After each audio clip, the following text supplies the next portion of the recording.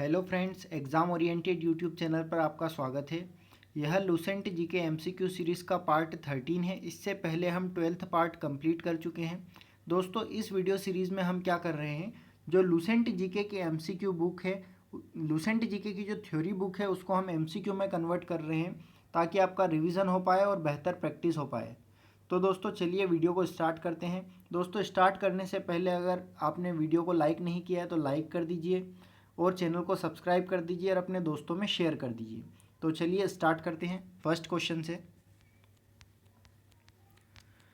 कण्व वंश का संस्थापक कौन था? जो कण्व वंश था, दोस्तों कण्व को ऐसे लिखते हैं, कण्व, ठीक है, ये प्रिंट मिस्टेक है। कण्व वंश का संस्थापक कौन था? तो कण्व वंश का संस्थापक था वासुदेव। कौन था कण्व वंश का संस्थापक? वासुदेव था। इस कण्व वंश से पहले हमने एक और वंश पढ़ा था जिसका नाम था शुंग वंश। क्या नाम था? शुंग वंश। और शुंग वंश का जो अंतिम शासक था, शुंग वंश का अंतिम शासक देवभूति था। इस देवभूति की हत्या करके वासुदेव जो एक राजा था, वासुदेव ने कण्व वंश की स्थापना की थी। तो कण्व वंश का संस्थापक कौन था? वासुदेव था। वासुदेव ने शुंग वंश के अंतिम शासक देवभूति की हत्या करके कण्व वंश की स्थापना की थी। जो वासुदेव था, इसने शुंग वंश का जो शासक था, अंतिम शासक जिसका नाम था देवभूति, उसकी हत्या कर दी थी और कण्व वंश की स्थापना की थी। नेक्स्ट क्वेश्चन है हमारा, कण्व वंश का अंतिम शासक कौन था? कण्व वंश का संस्थापक कौन था? तो कण्व वंश का संस्थापक था वासुदेव। जबकि जो कण्व वंश का अंतिम शासक था, कण्व वंश का अंतिम शासक था सुशर्मा। कौन था कण्व वंश का अंतिम शासक? सुशर्मा था। नेक्स्ट क्वेश्चन है, सातवाहन वंश का संस्थापक कौन था?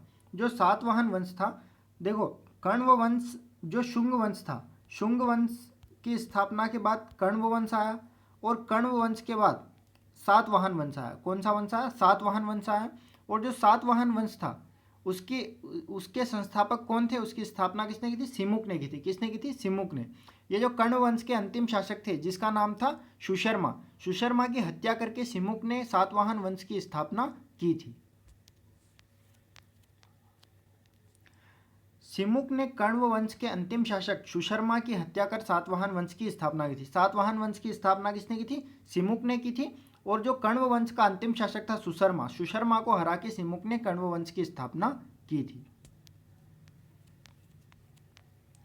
सातवाहन शासकों ने अपनी राजधानी कहाँ स्थापित की थी? जो सातवाहन शासक थे उन्होंने अपनी राजधानी कहाँ स्थापित की थी? तो उन्होंने अपनी राजधानी स्थापित की थी प्रतिष्ठान में। कहाँ स्थापित की थी?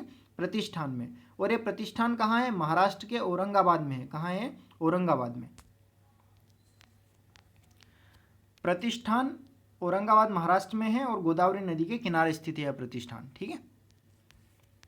नेक्स्ट क्वेश्चन है, गाथा सप्तशती किसकी रचना है? गाथा सप्तशती एक ग्रंथ है या एक रचना है। किसकी रचना है? तो यह रचना है हाल की। किसकी रचना है? यह हाल की है। और ये हाल और गुणाढ़ ये दोनों जो साहित्यकार है, दोनों कौन है? साहित्यकार है। और यह दोनों साहित्यकार ही सातवाहन वंश है, जो सातवाहन वंश है उसके दोनों प्रमुख साहित्यकार हैं। और हाल की जो रचना है उसका नाम क्या है? गाथा सप्तशती। वहीं जो गुणाढ़ है उनकी रचना का नाम है वृहद कथा। क्या है? वृहद कथा। हाल की रचना का नाम क्या है? गाथा सप्तशती। गुणाढ़ई की रचना का नाम क्या है? वृहद कथा। और हाल और गुणाढ़ई दोनों ही सातवाहन शासकों के प्रमुख साहित्यकार थे।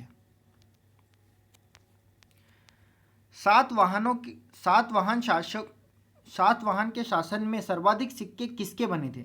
जो सातवाहन के शासनकाल में सर्वाधिक सिक्के किसके बने थे? चांदी के, सोने के, तांबे के या शीशे के? तो इसका सही आंसर रहेगा शीशे के। सर्वाधिक जो सिक्के बने थे सातवाहन शासनों के, वह शीशे के सिक्के बने थे।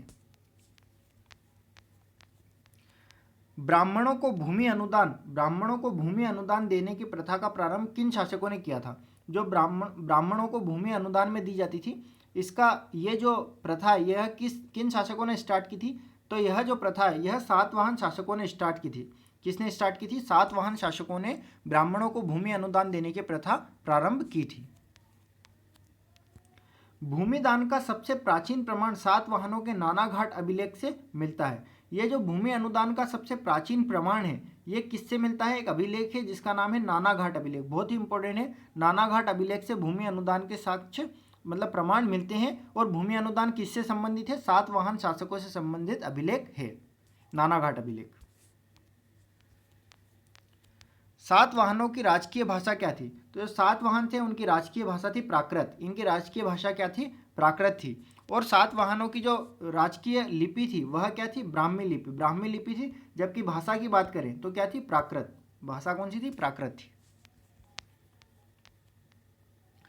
सातवाहन शासकों में ग्रामीण क्षेत्रों के प्रशासन हेतु सैनिक टुकड़ी के प्रधान को क्या कहा जाता था? मतलब जो सातवाहन शासक थे उन्होंने ग्रामीण क्षेत्रों में प्रशासन को देखने हेतु एक सैनिक टुकड़ी बनाई थी, और उस सैनिक टुकड़ी का जो प्रधान होता था उस प्रधान को क्या कहा जाता था? नायक, सेनापति, ग्रामीण, या लास्ट ऑप्शन है गोलमिक। तो उसको कहा जाता है गोलमिक। क्या कहा जाता है? गोलमिक। जो ग्रामीण प्रशासन को देखने वाली सैनिक टुकड़ी थी उसका प्रधान कौन था? गोलमिक था। गोलमिक ग्रामीण प्रशासन हेतु गठित सैनिक टुकड़ी का प्रधान होता था, जिसके साथ 9 रथ, 9 हाथी, 25 घोड़े और 45 पैदल सैनिक थे। कौन थे? 45 पैदल सैनिक थे।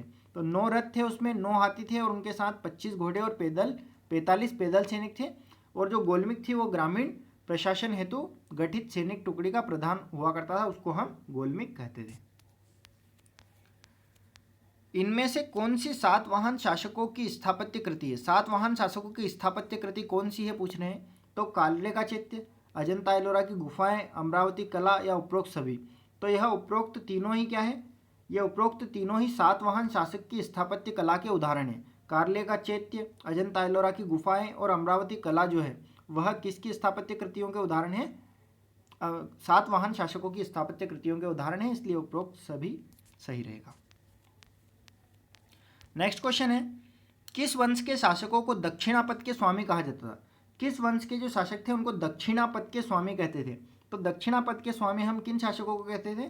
सातवाहन शासकों को दक्षिणापथ के स्वामी कहा जाता था। जो सातवाहन शासक थे उन्हें दक्षिणापथ के स्वामी कहा जाता था।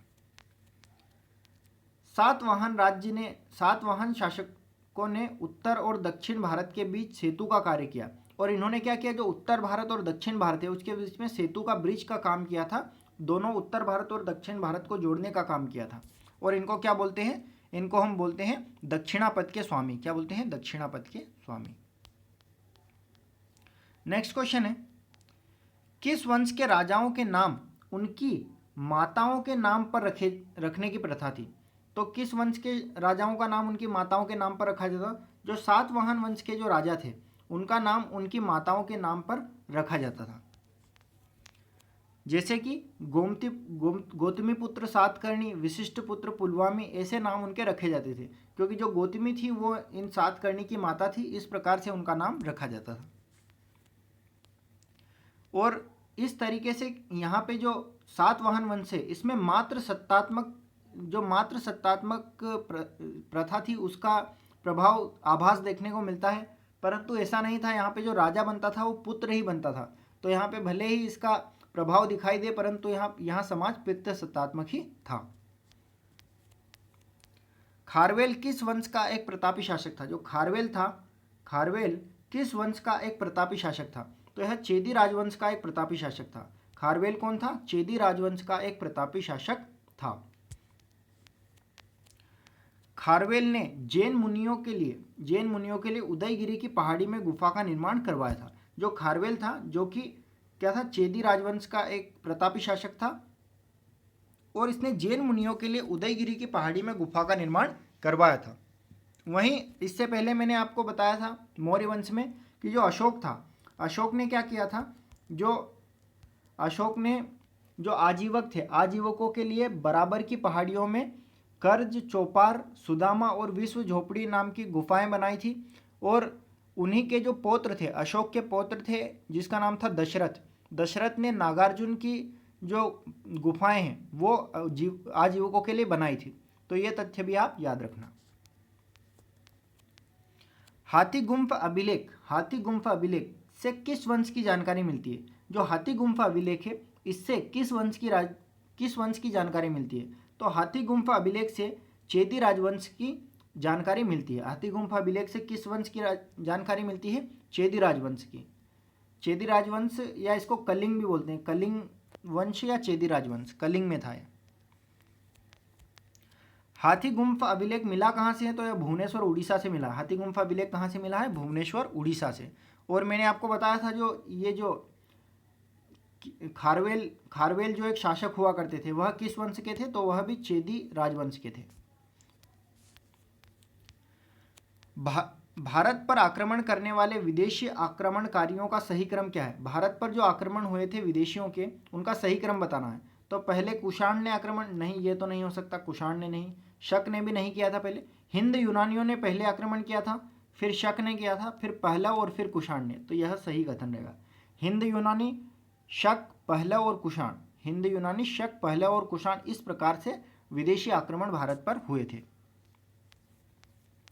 नेक्स्ट क्वेश्चन है, किस बैक्टीरिया के शासक ने भारत पर आक्रमण कर शाकल को अपनी राजधानी बनाया? तो बैक्टीरिया का शासक कौन था जिसने भारत पर आक्रमण किया और शाकल जो कि आधुनिक शियालकोट है, शियालकोट पाकिस्तान में है, उसको अपनी राजधानी बनाया था? तो डेमेट्रियस जो था, डेमेट्रियस ने क्या किया था? भारत पर आक्रमण किया था और शाकल को राजधानी बनाया था। और ये जो मिनांडर शासक है, ये हिंद यूनानी या यवन शासकों में सबसे प्रमुख शासक था। जो मिनांडर था वो सबसे प्रमुख शासक था। और इसके टाइम पे जो शाकल था वह शिक्षा का प्रमुख केंद्र था और इसने बौद्ध धर्म को अपना लिया था। डेमेट्रियस जो था उसको हिंद यूनानी या बैक्टीरिया यूनानी भी कहा जाता था। जो डेमेट्रियस था उसको हिंद यूनानी या बैक्टीरिया यूनानी भी कहा जाता था। मिनांडर ने किस विद्वान से बौद्ध धर्म की दीक्षा ली थी? मैंने आपको बताया था कि जो हिंद यूनानी थे या जिनको यवन भी बोलते हैं, उनमें एक शासक था मिनांडर। कौन था? मिनांडर था। और ये जो मिनांडर था इसने बौद्ध धर्म को अपना लिया था। और बौद्ध धर्म की दीक्षा किससे ली थी? तो नागार्जुन से इसने बौद्ध धर्म की दीक्षा ली थी। किससे ली थी? नागार्जुन से। इसको नागसेन भी बोलते हैं। नागार्जुन को क्या बोलते हैं? नागसेन भी बोलते हैं या नागार्जुन भी बोलते हैं। मिनांडर के प्रश्न एवं नागार्जुन द्वारा दिए गए उत्तर एक पुस्तक के रूप में संग्रहित है जिसका नाम मिलिंद पन्हो या मिलिंद के प्रश्न है। जो मिनांडर ने बौद्ध धर्म एक्सेप्ट किया था उससे पहले कुछ प्रश्न पूछे थे नागार्जुन से, और तो मिनांडर के प्रश्न और जो नागार्जुन के आंसर है वो एक बुक में इनको कलेक्ट किया गया था। उस बुक को क्या बोला गया? मिलिंद पन्हो। क्या कहा गया? मिलिंद पन्हो या मिलिंद के प्रश्न। मतलब मिनांडर ने जो प्रश्न पूछे थे वो इसमें संग्रहित है। भारत में सबसे पहले किन शासकों ने सोने के सिक्के जारी किए? भारत में सबसे पहले सोने के सिक्के किसने जारी किए थे? तो भारत में सबसे पहले सोने के सिक्के जारी किए थे हिंद यूनानी शासकों ने। किसने किए थे? हिंद यूनानी शासकों ने सबसे पहले सोने के सिक्के जारी किए थे। और मैंने आपको थोड़ी देर पहले बताया जो शीशे के सिक्के थे वो किसके शासनकाल में चले थे? तो शीशे के सिक्के चले थे सातवाहनों के शासनकाल में। किसके शासनकाल में? सातवाहनों के शासनकाल में। वहीं भारत में सबसे पहले सोने के सिक्के किसने जारी किए थे? तो हिंद यूनानी शासकों या यवन शासकों ने जारी किए थे। हिंद यूनानी भारत के पहले शासक हुए जिनके जारी किए हुए सिक्कों के बारे में निश्चित रूप से कहा जा सकता है कि सिक्के किन किन राजाओं के हैं। मतलब जो हिंद यूनानी शासक थे वो पहले ऐसे शासक हुए जिनके सिक्के देखकर यह कहा जा सकता था कि यह सिक्के किस राजा के हैं। ठीक है। और इन्होंने जो हिंद यूनानी थे इन्होंने ही सबसे पहले सोने के सिक्के भारत में जारी किए थे। भारत में किन शासकों ने पर्दे का प्रचलन प्रारंभ किया? भारत में किन शासकों ने पर्दे का प्रचलन प्रारंभ कर भारतीय नाट्य कला के विकास में योगदान दिया? तो पर्दे का प्रचलन प्रारंभ कर भारतीय नाट्य कला में विकास का योगदान किन शासकों ने दिया? तो यवन शासकों ने ही क्या किया? पर्दे का प्रचलन प्रारंभ किया था। क्योंकि पर्दा यूनानियों की देन था इसलिए यह यवनी का भी कहा जाता है। इसको क्या बोला जाता है? यवनी का। पर्दे को क्या कहा जाता है? पर्दे को यवनी का भी कहा जाता था क्योंकि यह यवन द्वारा लाया गया था। हिंद यूनानियों द्वारा लाई गई यूनान की प्राचीन कला हेलेनिस्टिक आर्ट का भारत में उत्तम उदाहरण क्या है? जो हेलेनिस्टिक आर्ट है उसका उत्तम उदाहरण क्या है भारत में? तो इसका हेलेनिस्टिक आर्ट का उत्तम उदाहरण है गांधार कला। क्या है? गांधार कला भारत में हेलेनिस्टिक आर्ट का एक उत्तम उदाहरण है और यह यूनान की प्राचीन कला है हेलेनिस्टिक आर्ट। गांधार कला क्या है? इसका एक बढ़िया उदाहरण है। तो दोस्तों आज के अपने ये प्रश्न कंप्लीट होते हैं। पूरा लेक्चर देखने के लिए थैंक यू। दोस्तों आपको सेशन अगर अच्छा लगा हो तो वीडियो को लाइक कर दीजिए, अपने दोस्तों में शेयर कर दीजिए और प्लीज़ दोस्तों चैनल को सब्सक्राइब ज़रूर कर दीजिए ताकि ऐसा ही अच्छे से अच्छा कंटेंट आपके लिए ला पाएँ। तो चलिए दोस्तों, आज के लिए इतना ही। धन्यवाद।